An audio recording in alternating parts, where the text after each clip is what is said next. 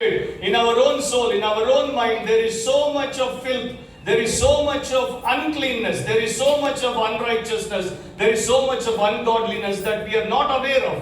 అది మనకి తెలియదు. సో యేసు ప్రభు తన యొక్క పరిశుద్ధమైనటువంటి ఆ స్టాండర్డ్ తో ఉన్నటువంటి జీవితం ద్వారా లోకంలోనికి వచ్చినప్పుడు నీతి అంటే ఏంటో, పరిశుద్ధత అంటే ఏంటో, నిస్వార్థత అంటే ఏంటో, స్వచ్ఛత అంటే ఏంటో, యథార్థత అంటే ఏంటో మానవులకు చూపించారు కనుక ఆయన ద్వారా మనలో ఉన్నటువంటి అపవిత్రతను, మాలిన్యాన్ని తెలుసుకుంటాం.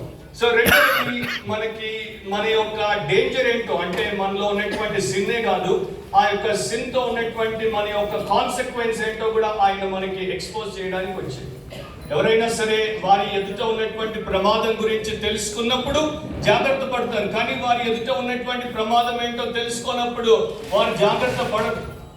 నాకు జ్ఞాపకం వస్తుంది, చాలా సంవత్సరాల క్రితము 1998లో అప్పుడు ఆంధ్రప్రదేశ్ అంతా ఒకటిగా ఉండింది. సో ఒక రాయలసీమలో ఒక చోటికి వెళ్ళినప్పుడు అక్కడ ఒక R&B గెస్ట్ హౌస్ ఉంది, రోడ్స్ అండ్ బిల్డింగ్స్ వారి గెస్ట్ హౌస్. ఆ గెస్ట్ హౌస్ చాలా కాలం క్రితం కట్టారు, పాతది.